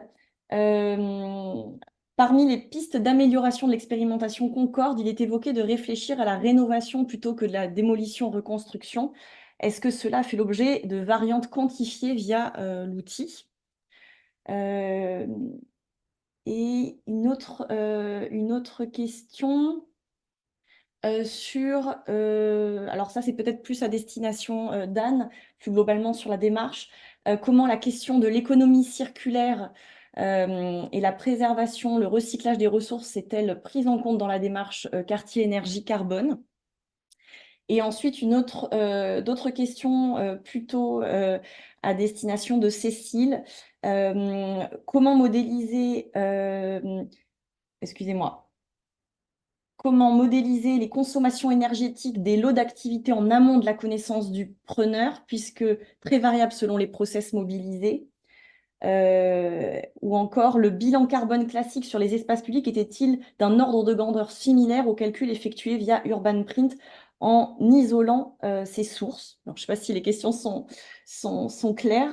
Et enfin, une autre question, alors je ne sais pas si je voulais arriver à les prendre en note et au pire, je les répéterai. Une autre question peut-être à destination d'Anne sur les 20 quartiers de l'expérimentation quartier énergie carbone. Est-ce que le paramétrage des performances environnementales et des systèmes constructifs ont été faits en détail ou avec l'approche par ratio? Voilà. Peut-être Anne, si vous voulez répondre. Alors, sur la partie économie circulaire et recyclage, euh, en fait, l'idée, c'est qu'on fasse une analyse de cycle de vie. Donc, tout ça, c'est géré par les normes de quantification au niveau des quantifications d'impact liées au recyclage. Donc, oui, c'est compté selon les normes en vigueur, en fait. Et donc, ça intervient dans l'indicateur carbone. Voilà, donc le score carbone ou le score énergie. Et dans le contributeur, c'est les produits de construction et équipements. Donc effectivement, oui, je pense que c'est comptabilisé selon voilà, la méthode de comptabilité qui est liée, très liée à l'analyse de cycle de vie, en fait, hein, aux normes ACV. Je pense que Morgane complétera éventuellement si mais en fait, effectivement, voilà, ça c'est des choses qui sont comptabilisées comme ça. Alors par contre, j'ai pas bien compris la question sur la dernière question sur le Oui, ratio. alors oui, c'est ça, le paramétrage des performances environnementales et des systèmes constructifs, est-ce que ça a été fait en détail ou avec l'approche par ratio? J'ai pas Ça, plus d'informations. je suis désolée, mais je vois pas bien en fait ce que ça veut dire. Donc, l'approche enfin voilà, l'approche performantielle, elle est effectivement très liée aux consommations d'énergie qui sont calculées aussi pareil selon des normes qui dépendent pas forcément de la méthode en elle-même, mais voilà, basées sur des normes ACV. Donc si on doit calculer la performance énergétique, c'est très lié aux consommations d'énergie. Mais je ne pense pas pouvoir répondre comme ça. Je ne sais pas si toi, Morgane, tu as la réponse, peut-être plus précisément. Alors, j'ai pas complètement compris la question, ou disons que je la décompose en deux. Alors, on est sur les besoins énergétiques et donc l'impact lié aux besoins énergétiques, on n'est pas sur des approches par ratio. On a une évaluation des besoins énergétiques avec mince, je n'ai plus la terminologie, mais on a un modèle thermique à l'échelle quartier en dynamique. Je n'ai plus du tout le terme technique, désolée. Mais donc, on a une évaluation en dynamique des besoins énergétiques donc à l'échelle quartier, donc qui intègre d'ailleurs l'influence des bâtiments les uns sur les autres. Donc, on n'est pas sur une approche par ratio. Et si ça concernait les matériaux de construction, ça va peut-être un petit peu dépendre des moments où ont été simulés ou réalisés les évaluations. Parce qu'en effet, dans la méthode quartier énergie carbone, on donne des ratios en termes de matériaux de construction. Mais avec l'outil Urban Print, je sais que sur une certaine période, on a pu se connecter à une base de données qui est réalisée par le CSTB, qui s'appelle la base de données Tipeee, et qui permet d'aller chercher un peu plus précisément la nature des matériaux de construction en fonction des choix constructifs qui sont réalisés. Donc là, ça va vraiment un peu dépendre du moment de simulation, surtout qu'on était en plus dans les phases de test. Mais en tout cas, si on est sur les besoins énergétiques, tout ça, c'est calculé avec un modèle énergétique dynamique. On n'est pas sur des ratios de performance énergétique. Et je vais compléter aussi à ce moment-là Complément. la question sur l'économie circulaire. Donc, en effet, en matière d'économie circulaire, aujourd'hui, on intègre avec la logique de traitement des fins de vie que l'on retrouve dans l'analyse de cycle de vie. Ce qu'il faut savoir aussi, c'est qu'on a une thèse qui est en cours, typiquement pour traiter de façon encore plus fine tous les leviers d'action, enfin tous les actions en matière d'économie circulaire qui sont de plus en plus mises en œuvre par les collectivités et les aménageurs. Et on pourrait se dire que l'ACV poussant à l'économie circulaire, ce serait très simple d'intégrer dans un logiciel d'analyse de cycle de vie les actions en matière d'économie circulaire. Mais en fait, ça pose énormément de questions méthodologiques puisque finalement le déchet n'est plus un déchet, mais devient ressource. Donc comment on intègre son impact, comment on valorise le moindre impact, etc., à qui on attribue les impacts associés à l'utilisation de ce type de matériaux. Donc on va dire qu'en complément de ce qui est déjà, on va dire, naturellement présent dans l'analyse de cycle de vie en matière de valorisation des actions en matière d'économie circulaire, là il y a toute une recherche qui est faite donc avec le CSTB, Efficacity, le Lab Urba et la ville de Paris pour intégrer de façon encore plus proactive, on va dire, dans la méthode quartier énergie carbone, des leviers qui aujourd'hui sont de plus en plus mis en place par les aménageurs. Merci beaucoup, Morgane. Peut-être Hélène Gosset sur la question entre rénovation et démolition, reconstruction. De quelle manière les résultats de l'outil Urban Print auraient pu ou ont pu infléchir peut-être des décisions dans le projet de rénovation urbaine? Alors, justement, l'outil Urban Print, en fait, il utilise enfin, il y a une simulation qui est faite, qui utilise un algorithme qui permet de montrer en fait les leviers déjà actionnés qui ont permis de faire mieux qu'une stratégie classique et qui montre aussi les leviers qui resteraient à actionner pour atteindre des meilleures performances. Après, il n'y a pas eu de simulation de la variante 100% réhabilitation ou 100% démolition. Enfin, ou 100%, ou juste une partie en réhabilitation. On a juste eu la proposition en conclusion de l'analyse que ce serait une piste à pousser, mais en fait, ça n'a pas été simulé dans la mesure où en fait notre plan guide était déjà assez ferme sur ce sujet, en montrant qu'en fait les bâtiments, il y avait une étude technique qui avait été faite qui montrait que les bâtiments étaient euh, difficilement réhabilitables pour faire des logements qui seraient confortables vis-à-vis de la norme actuelle sur ces sujets-là, en fait. Donc, on avait déjà laissé de côté ce sujet et donc ça n'a pas été simulé. Après, la phase 2 de l'ANRU, du projet, pardon, qui est la partie est du quartier, qui n'est pas encore financée par l'ANRU, la stratégie reste à caler, donc peut-être qu'on reviendra sur ce sujet avec cette piste-là, mais on n'a pas encore la simulation du gain carbone. Et c'est vrai que ce serait intéressant d'avoir ces résultats. Merci. Peut-être du coup, Cécile, il y avait des questions donc, sur effectivement la modélisation des consommations énergétiques de preneurs dont on ne connaît pas l'identité ni l'activité exacte a fortiori, sur le bilan carbone aussi des espaces publics. Et alors, entre-temps, il y a eu une autre question. Vous avez parlé de parking mutualisé. Combien de niveaux cela a-t-il permis? Voilà. Alors, sur la partie consommation d'énergie, on a réparti les lots en fonction du profil des entreprises que nous souhaitons voir arriver, donc artisans, PME, PMI, voire grande industrie. Et en fonction de ces profils, on a fait différents scénarios de consommation, donc des scénarios que nous souhaitions voir et des scénarios qu'on ne voulait pas voir avec un, euh, donc des consommations excessives et qui pouvaient aussi déséquilibrer complètement le réseau et l'installation qu'on est en train de faire au niveau des postes sources.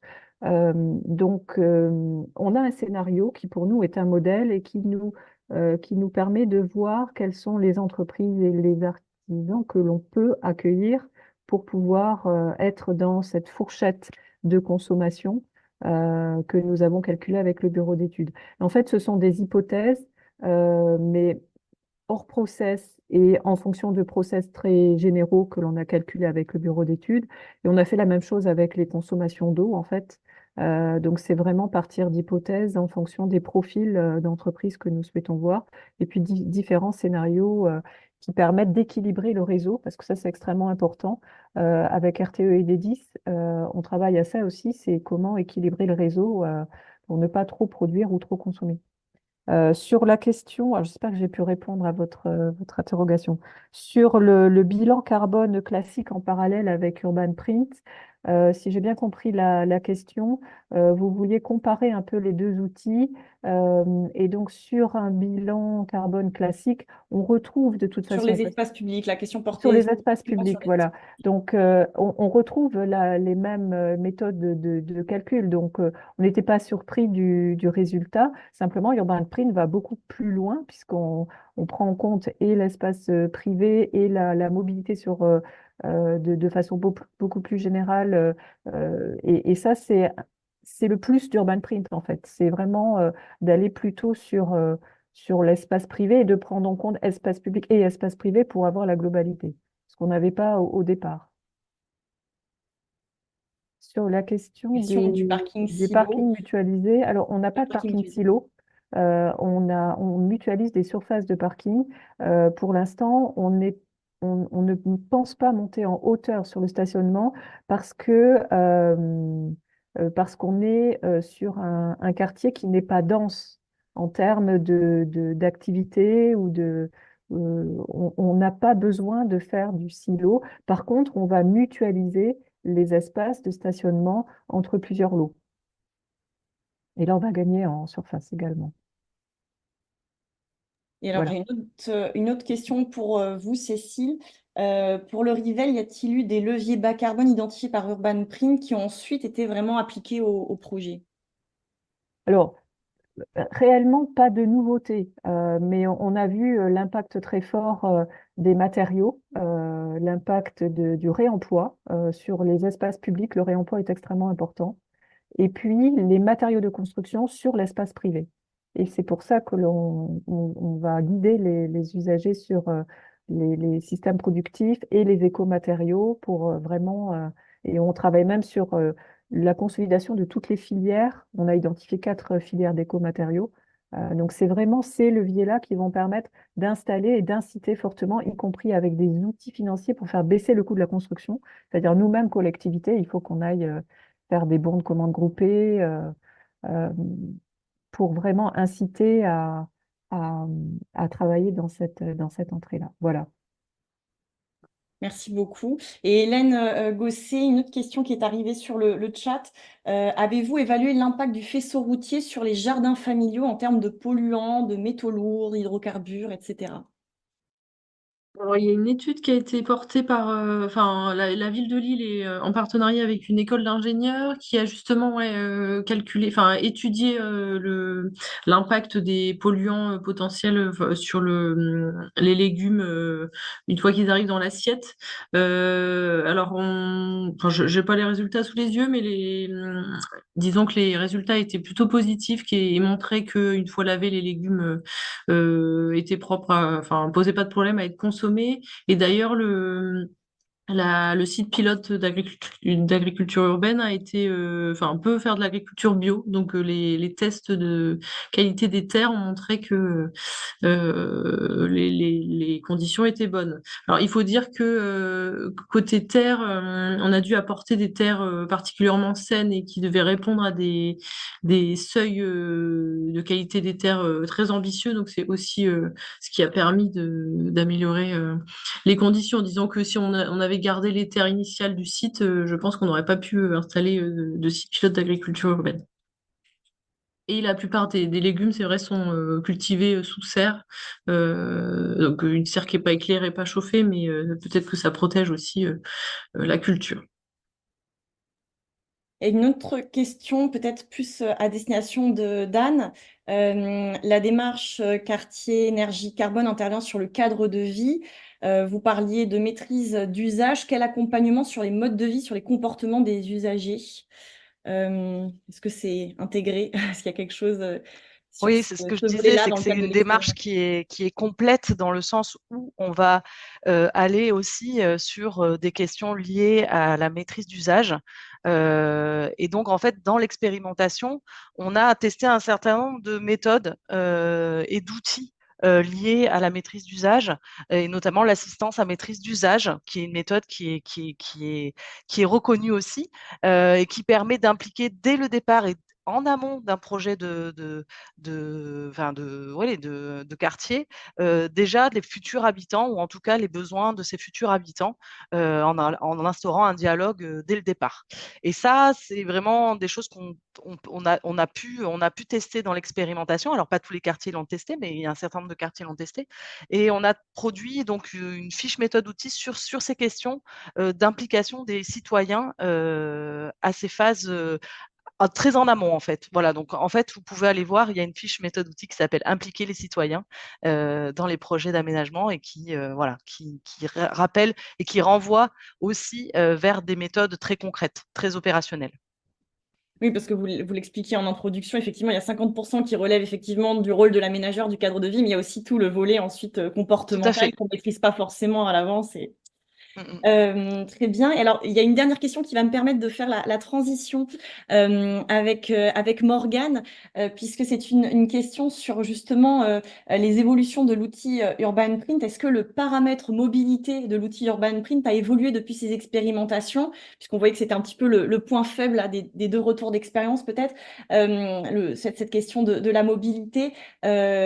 Est-ce que voilà, la question des pistes cyclables a été prise en compte, par exemple, ou l'implantation d'une station de métro, de bus, de tramway au sein du quartier? Voilà, comment cette question de la mobilité a pu être un peu mieux traitée. Et du coup, j'en profite voilà, pour vous laisser la parole, Morgane. Peut-être que cette intervention sera l'occasion de répondre à cette question, puisque vous aviez envie de nous parler aussi voilà, des perspectives d'évolution, d'amélioration de l'outil. Oui, tout à fait. Alors, j'allais rebondir de toute façon sur la mobilité parce que ça avait été évoqué par les deux projets. Alors, la mobilité, bon, déjà pour comprendre, elle est prise en compte, enfin, la mobilité des usagers du quartier, donc que ce soit pour les transports, en fait, domicile-travail est prise en compte. Donc, pour soit les salariés qui travaillent au sein du quartier, soit pour les habitants. Et la façon dont c'est calculé, c'est qu'on s'appuie notamment sur l'ensemble des bases de données du CEREMA sur les enquêtes ménage déplacement. Et donc, ça permet de représenter en fonction de la typologie de son quartier, notamment en fonction de sa localisation et de la disponibilité de transports en commun à proximité. Ça permet de déterminer globalement les comportements en matière de mobilité de ce quartier, soit existant ou futur quartier.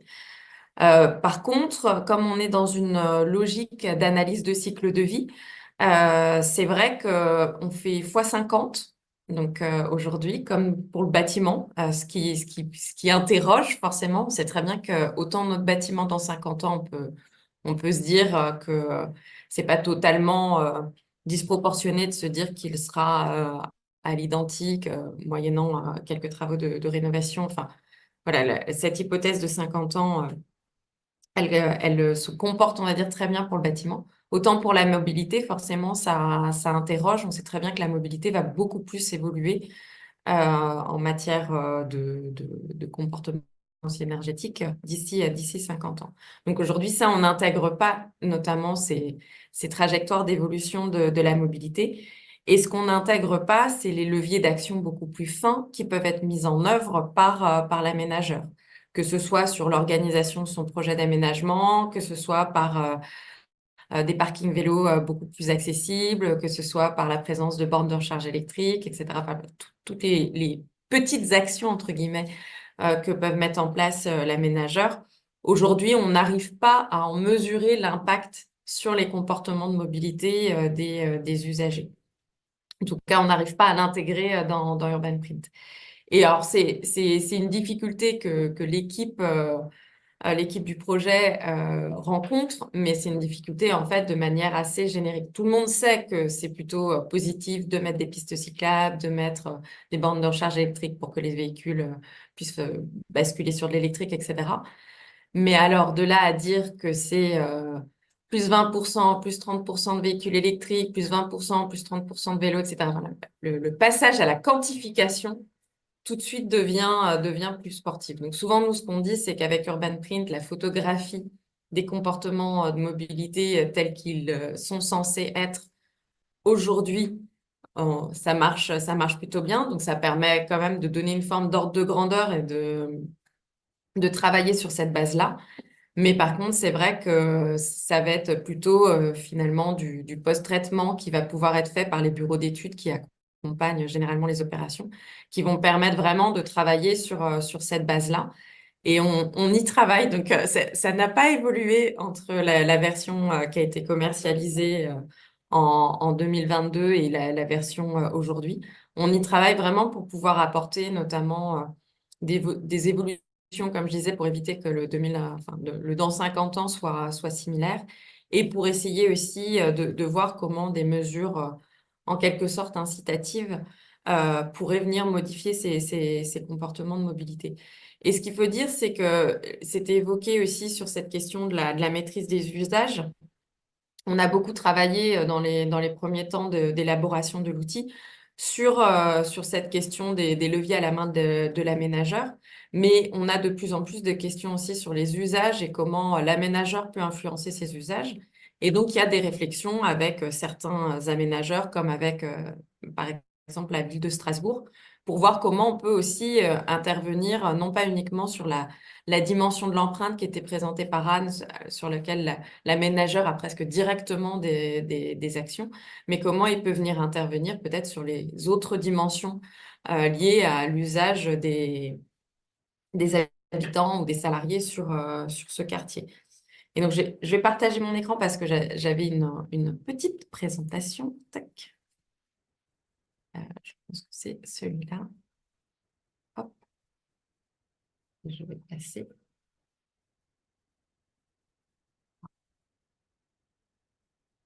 J'espère que vous voyez bien mon écran. Oui, Et donc, impeccable. oui, c'était évoqué par Anne. L'objectif, on n'est vraiment pas sur une méthode et donc un logiciel figé. L'objectif, c'est vraiment de venir intégrer dans ce logiciel et dans cette méthode quartier énergie carbone l'ensemble des innovations au fur et à mesure finalement où on a de l'information et de la donnée que l'on peut utiliser de façon à pouvoir fournir une méthode d'évaluation qui s'applique aujourd'hui sur le territoire métropolitain. Donc c'est ça tout l'enjeu, c'est que parfois il y a des spécificités très régionales qu'on ne va pas pouvoir tout de suite intégrer, qui vont pouvoir être intégrées finalement par un accompagnement de bureau d'études et qui progressivement vont peut-être venir à intégrer le logiciel. Donc ce qu'il faut savoir, c'est qu'on entend beaucoup parler peut-être de la méthode quartier énergie carbone et du logiciel Urban Print depuis 2-3 ans. Mais finalement, c'est des travaux, on va dire, beaucoup plus anciens, avant qu'on puisse commencer à expérimenter la méthode quartier énergie carbone, à travers l'expérimentation QEC qui a été évoquée, mais aussi à travers notamment les premières opérations pilotes qui nous ont accompagnés dans le développement de cette méthode quartier énergie carbone, et à travers aussi l'appel à manifestation d'intérêt qu'on avait fait avec les écoquartiers.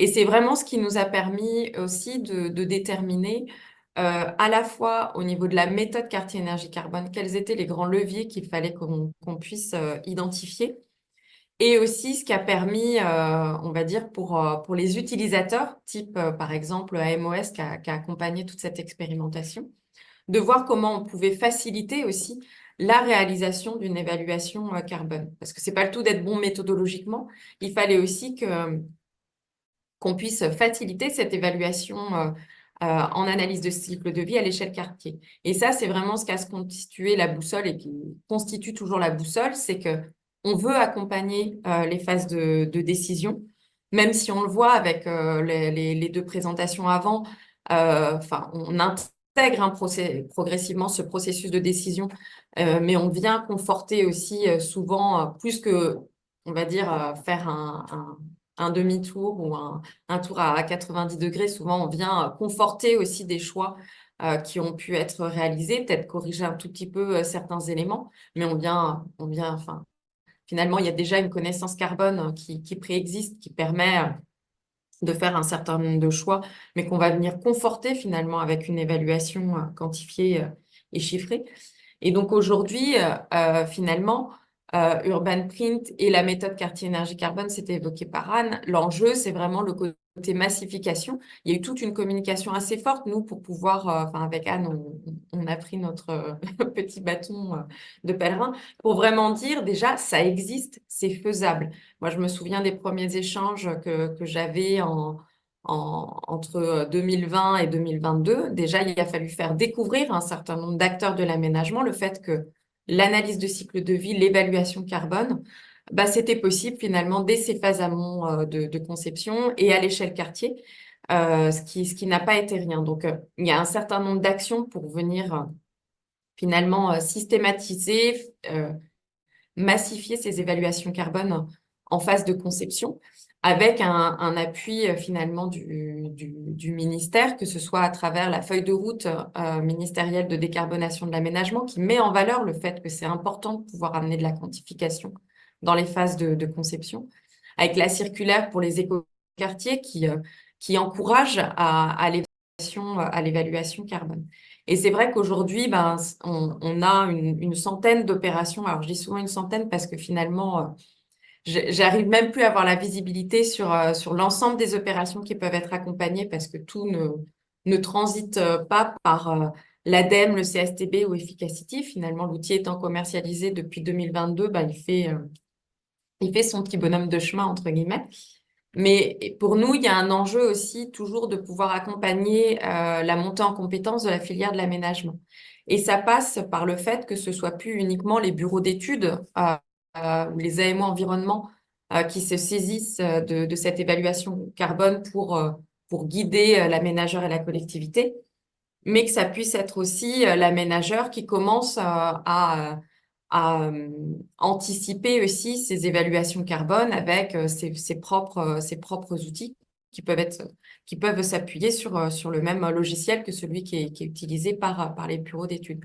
Donc, c'est pour ça, par exemple, qu'il y a eu toute une réflexion pour pouvoir proposer une interface vraiment adaptée aux collectivités aménageurs qui apporte de l'information qui est assez complémentaire. Et d'ailleurs, faut qu'on reboucle avec Anne, avec ces fiches qui ont été réalisées dans le cadre de l'expérimentation quartier énergie carbone, parce qu'avec cette interface dédiée aux aménageurs et collectivités, elle est là aussi pour amener de l'information, des explications pour pouvoir justement expliquer en quoi tel ou tel macro-levier a des impacts sur le carbone. Et donc, c'est précieux cette valorisation de l'information, et c'est ce que, l'ensemble des opérations qu'on a menées depuis le début, c'est ce qui nous permet justement de faire cette montée en compétences. Et ça se fera aussi à travers cet observatoire quartier énergie carbone qui va permettre de poursuivre ce travail de généralisation qui a été permis par l'intermédiaire de l'expérimentation quartier énergie carbone et qui était évoqué par Anne en introduction, où on commence à voir finalement des grandes conclusions aussi qui se dessinent, même si on reste assez attaché au fait que chacun doit regarder ce qui se passe sur son opération pour aller identifier vraiment où est-ce qu'il a des marges de manœuvre, qu'est-ce qu'il a déjà engagé qui lui permet d'aller loin dans sa stratégie énergie carbone. Et alors, ça a été évoqué par les différentes présentations. Et c'est vrai qu'on voit une évaluation carbone,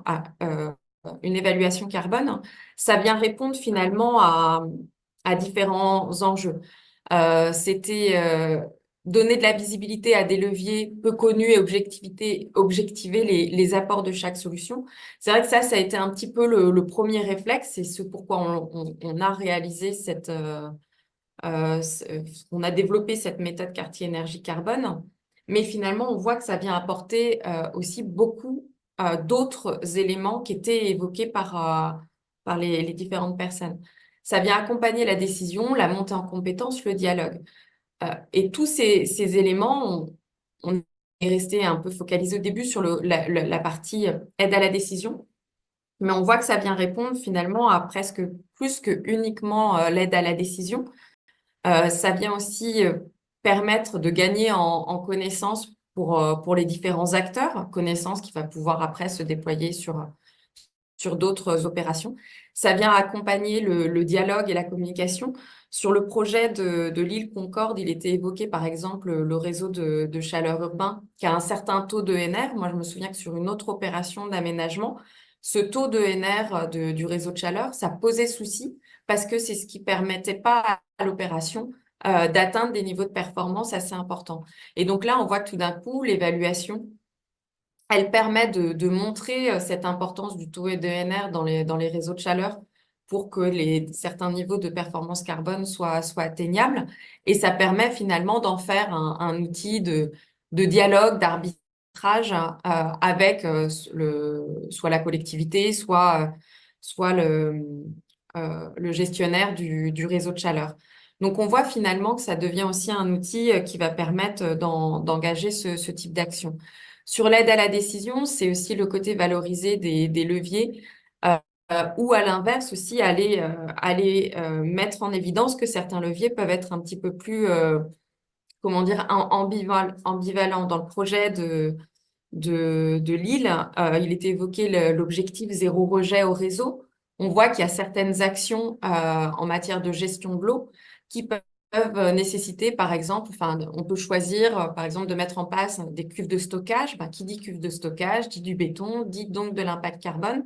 Et on voit que tout d'un coup, ça interpelle, ça permet aussi de finalement intégrer d'autres éléments d'impact pour faire les choix. Ça ne veut pas forcément dire que la cuve est forcément un mauvais choix, mais ça veut dire que tout d'un coup, on intègre aussi cet élément carbone dans la prise de décision. Et le côté anticiper les futures réglementations, rester précurseur, ça a été évoqué. Nous, il y a un travail que l'on fait avec l'autorité environnementale pour voir comment justement ce type de méthode quartier énergie carbone, elle peut permettre de correctement répondre aux besoins spécifiques que l'on retrouve dans l'étude d'impact environnemental, où on ne va pas forcément venir se comparer au projet de référence tel qu'il est défini dans la méthode quartier énergie carbone, mais plutôt à cette notion d'état initial. Et donc, comment on peut venir réussir à travailler cette question de façon cohérente? Ça peut signifier réussir à comparer des variantes de projets d'aménagement, mais aussi venir travailler finalement sur des indicateurs peut-être un peu spécifiques, une autre façon de présenter les choses. Donc voilà, on voit finalement que cette évaluation carbone, l'objectif, c'est vraiment qu'elle vienne s'intégrer et s'inscrire dans une stratégie qui serait mise en place par l'aménageur, qui s'appuie sur la méthode quartier énergie carbone, qui s'appuie sur Urban Blueprint, mais sur un temps donné. L'objectif, c'est vraiment que ça vienne impulser quelque chose que l'on retrouvait aussi dans les actions qui sont mises en place par exemple, sur le projet de Sicoval, c'est-à-dire qu'on initie on va dire les objectifs à l'échelle quartier avec le partenaire, l'engagement sur quartier durable Occitanie et engagement que l'on fait poursuivre par d'autres leviers. Dans l'exemple qui était donné, c'était bâtiment durable Occitanie. Donc nous, l'objectif, c'est vraiment qu'on vienne intégrer cette définition de la stratégie énergie carbone au temps qui est le plus adapté pour l'outil et la méthode aujourd'hui. Merci Morgane. Peut-être juste une précision sur justement des évolutions à venir sur l'outil. Est-ce que vous travaillez sur de nouvelles fonctionnalités encore? Enfin, il me semblait que la question du ZAN était quelque chose à intégrer, par exemple, la question de la sobriété foncière ou d'autres peut-être volets sur lesquels vous réfléchissez. Je fais le partage d'écran. Donc oui, on a une feuille de route de développement qui pourrait être longue comme le bras, mais en tout cas, il y a un gros volet d'amélioration qu'on est en train de mettre en place sur les espaces extérieurs, notamment parce que c'est demandé justement finalement, à l'échelle du bâtiment, l'aménageur va si rapidement passer la main finalement avec des cahiers des charges techniques un peu précis au promoteur. Mais sur les espaces extérieurs, finalement, il garde encore assez souvent la main. Donc, pouvoir accompagner avec un peu plus de précision la description de ces espaces extérieurs. Et, il y a également le souhait de venir valoriser tout ce qui est toiture végétalisée ou toiture biosolaire, c'est-à-dire qui combine végétalisation et panneaux photovoltaïques. Et en fait, toutes ces améliorations, comment dire, induisent aussi des réflexions sur la nature des indicateurs qu'on souhaite aussi pouvoir proposer. Donc typiquement, si on intègre les toitures végétalisées, qui peuvent induire finalement un coût carbone supplémentaire du fait de devoir consolider parfois les infrastructures, donc avoir plus de matériaux. Il faut que ça puisse se valoriser aussi à travers d'autres indicateurs. Donc, typiquement, on travaille à pouvoir intégrer le coefficient de biotope surfacique unifié, pouvoir proposer un ordre de grandeur, en tout cas, sur cet indicateur. Et dans la continuité de ces réflexions en matière d'indicateurs, bah, il y a le souhait de voir aussi comment on peut faire une forme de proposition d'évaluation autour du ZAN, puisque finalement, on demande un certain nombre d'informations sur la nature des espaces extérieurs ou des espaces construits, en demandant quel est l'avant-après. Alors, initialement, on le demande plus pour calculer les questions de stockage carbone ou de déstockage carbone liées au changement d'usage des sols. Mais on s'aperçoit finalement que cette question du changement d'usage des sols, elle peut aussi nous permettre de donner des indications en matière de ZAN. Donc ça fait en effet partie du volet d'amélioration que l'on souhaite avoir. On essaye de travailler aussi, donc ça, là, c'est beaucoup plus sur la représentation, mais c'est pour faciliter la représentation, d'avoir une représentation 3D de notre opération d'aménagement, donc de plus être uniquement sur une représentation en 2D. Mais donc là, c'est plus pour faciliter finalement la compréhension et la visualisation de l'opération d'aménagement. On travaille aussi à pouvoir proposer, donc la mobilité, ça a déjà été évoqué, mais on travaille aussi pour pouvoir aussi accompagner dans des phases encore plus amont de conception, notamment à des moments où on n'a pas forcément encore de plan masse, on a plus une stratégie d'ensemble. Et c'est typiquement ce moment-là où il peut se poser des questions d'arbitrage de localisation. Et donc là, typiquement, il y a des échanges qui se mettront en place avec l'équipe Bénéfriche de l'ADEME, puisque derrière la localisation, il y a l'enjeu de mobilité, mais il y a aussi l'enjeu finalement de dépollution des sols ou ce type d'action. Donc voilà, on a un programme d'action assez important. On travaille aussi pour voir comment on peut intégrer l'impact des îlots de chaleur, que ce soit sur les aspects besoins énergétiques des bâtiments, donc sur le chauffage ou la climatisation, ou aussi voir si c'est quelque chose que l'on peut traiter à travers le confort des espaces extérieurs. Donc il y a des choses plus ou moins court, moyen, long terme, mais oui, en effet, il y a des évolutions qui sont à attendre, on va dire, dans les prochains mois, années. Ben super, on suivra ça de près. Je vais laisser la parole à Anne Lefranc pour la conclusion avant qu'on se quitte. Anne, si vous voulez nous dire un mot de clôture. Oui, bon, merci beaucoup. Bon, beaucoup de choses ont été dites. Moi, je voulais déjà remercier tous les intervenantes qui ont bien voulu partager le retour d'expérience qu'elles avaient aussi sur le terrain. On voit qu'aujourd'hui, si on reprend la question de la question du début, comment réussir l'aménagement d'un quartier bas carbone? On voit aujourd'hui que le chemin est un peu tracé, même si aujourd'hui, il y a encore beaucoup de choses à faire, Morgane l'a dit encore, mais voilà, replacer vraiment la question de l'évaluation carbone le plus en amont possible permet déjà d'éclairer certains objectifs, de quantifier certains impacts dès le stade du projet, et je dirais ça n'empêche pas après d'avoir le travail, bien sûr, de la collectivité, de l'aménageur derrière, et même aussi de l'AMO environnement. Tout ça, c'est des compétences qui vont évidemment se forger autour du projet, autour des résultats peut-être d'une évaluation, et qui vont inscrire des objectifs peut-être beaucoup plus ambitieux. Donc voilà, donc on travaille vraiment sur toute la chaîne de valeur du projet. Et l'idée, c'est de vraiment ouvrir le dialogue avec toutes les parties prenantes du secteur de l'aménagement, à la fois à l'échelle, bien sûr, opérationnelle, mais aussi à l'échelle planification. Et voire nationale, parce que c'est vraiment des choses qui sont inscrites maintenant au niveau national.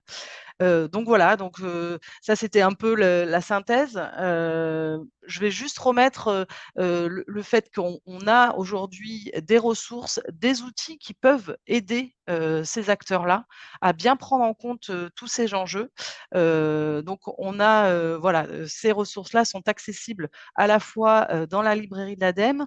On a une plateforme expérimentation urbaine qui va bientôt aussi être mise à jour avec l'ensemble de ces ressources. Donc voilà, n'hésitez surtout pas à aller faire un tour sur tous ces outils. Nous, on reste vraiment aussi à disposition si vous avez des questions ou des projets. Voilà, ça reste, on reste mobilisé sur ces questions pour faire progresser notamment la question de l'évaluation, la question de la mesure d'impact, et aussi de l'aménagement durable plus largement. Voilà, Merci merci. beaucoup, Anne. Sur ce, on va se quitter juste. Vous remercier encore une fois. Merci à toutes les intervenantes. Merci à toutes celles et ceux qui nous ont suivis en direct. Le replay de ce webinaire sera bien sûr disponible dès ce midi. Les slides de nos intervenantes vous seront aussi envoyés par mail, donc vous pourrez les reconsulter ultérieurement.